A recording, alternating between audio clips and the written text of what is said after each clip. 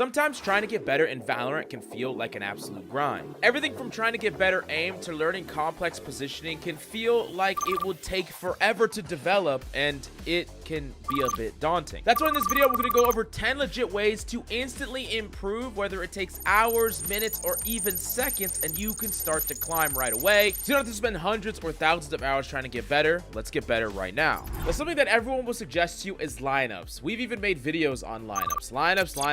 And while that can definitely help your gameplay, there are tons of players that know lineups in the low elos and they can't climb, and it's not the thing that's going to impact your gameplay the most. So let's actually push that to the side and talk about mastering your abilities, because I think it's a way better use of limited time in servers or server work. All the crazy complex movements you see on Neon, it would legit take you 20 minutes in a server to learn. Raze, there's so many people that are still messing up the mobility and movement on Raze with her satchels, and this is something that just a little bit of time in a server is going to make you exponentially better at. And this is true for a ton of different characters. Just walking around with infinite abilities and just trying and using your abilities until you get to a point where you're comfortable with them is going to give you a crazy amount of repetition that you're just not going to be able to emulate in your games, and you're going to be able to do it when not under pressure. I think this is a really great way to get comfortable with your character and your abilities, and I can't tell you how many times I've looked at players from all ranks be uncomfortable and inconsistent with their ability use, and this is something that could literally never be an issue for you again if you just spent just a couple of minutes a day for like maybe a week in the server room. You would be freaking completely void of these bad habits. Now, the next tip that we got for you is a short warm-up. A lot of players will get a routine of warming up, and this is actually a good thing to do so that you make sure that you're playing at your peak or optimal performance before you're actually in a match. But warming up for too long no longer is warming up at all. At some point it just becomes training, and after training you become fatigued, and most importantly, it's not a very great use of your time, because after you're warmed up to, I would say, 80-90% of your optimal state, now you just want to get game repetitions and game practice. But players that are warming up for 30, 40, 50 minutes, they do 30 minutes of aim labs, and then they do death matches non-stop. Your warm-ups are becoming way too long, way too specific, and it's basically cutting down your actual gameplay time that you can play at an optimal level.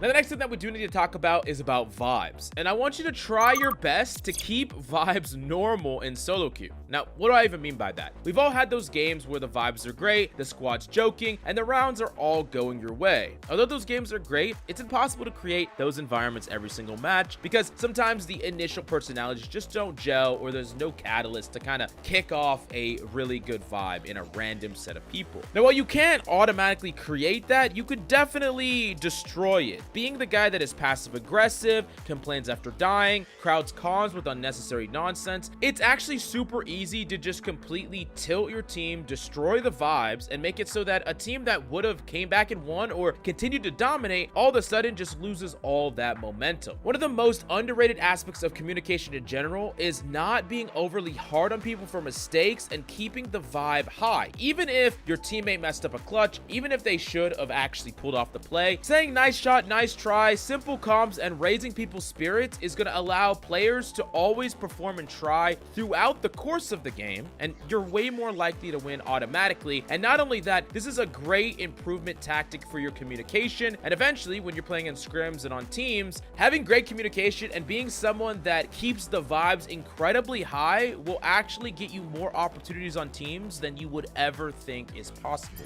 Another one that's super important that a lot of players fall victim of is making autopiloting mistakes. You need to be very conscious of your mistakes and actually embrace them. And this is something that right away, if you just walk into a game and you just know when you messed up, you will improve just like that. And this is the number one reason players don't improve. Every single time you make a death, try to find every reason why it was your fault. Do the most to blame yourself over your team. And yeah, it could have been your team baiting you. Yeah, it could have been a combination of a whole bunch of utility. It could have been some weird coincidence, whatever the case may be. But I want you to only come to that conclusion after you have thoroughly tried everything possible to take responsibility for it. It should be really rare and uncommon for it to be anyone's fault at all. And this is the way that you're going to improve the most. And this is the mindset that players have when they develop really fast and they improve really fast. They have this mindset more often than not, and it's super important for you to embrace and recognize when you haven't been doing these things. And along with that, I want you to try to record your gameplay more. Try to clip and record your games, and then whenever you lose, just go back and look through the moments that you died, the moments that you may have messed up, and then you can evaluate them as a third-person observer. And I do think that this is one of the most important tips I could give you if you really want to improve, and you're going to improve so fast. I think you could spend 3 years in Valorant blaming other people and never taking responsibility or VOD reviewing, and you would improve less than 1 week of doing this. The next step, I want you to start adapting your playstyle based on teammates. Everyone just focuses hyper on their own playstyle and how they want to challenge, and this can be something that is important to do, but it's really easy to not be on the same page as your team. Sometimes you'll have those games where your team really isn't willing to try, adapt, do any strategies, and in that situation, I think it's far better for you to be a follower rather than a leader. A lot of times, players will all try to be leaders, and this is the thing: a team of only leaders is a team of solo players. But if you have someone and anyone on your team, you see what they're trying to do, and you just try to help them, you try to enable them, you go with them, you try to set up a play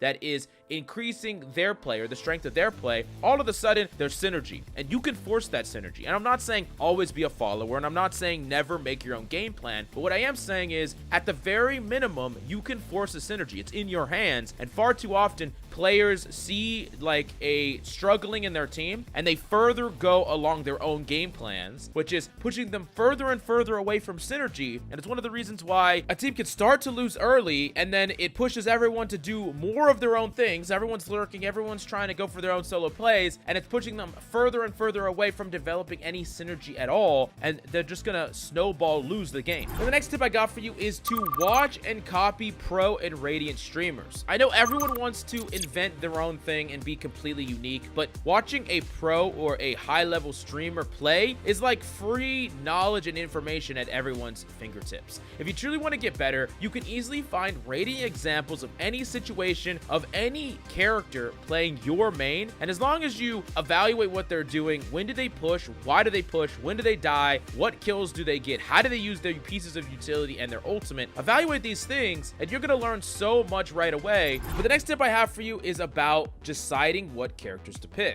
Depending on how flexible your agent pool is, this is going to determine exactly how and what you decide to lock in your games. Let me give you an example. If you lock onto Breeze and you're only comfortable playing one character or maybe two characters on that map very specifically, and any other character you're not that comfortable on, I want you to insta-lock. I actually want you to pick the characters that you're really comfortable with. Otherwise, you're going to be put on fill to a character that you're just not very good at. But on the flip side, if you queue into a map that you have a lot of different flexible picks from different roles, maybe you know how to play a duelist and a controller and a sentinel on that map, and you would be happy playing any of those, or you know that you could play any of those good, don't insta-lock. Slow things down. Allow your squad to pick their comfort picks first, and then you can fill after the fact. Ideally, you are going to insta-lock when you're inflexible and not lock anything when you're flexible. And I see this often where players will get a map and they'll just like auto-lock like Viper hypothetically, and they know that they can play Viper, but then they actually had a Viper player on their team, and that person only plays Viper, and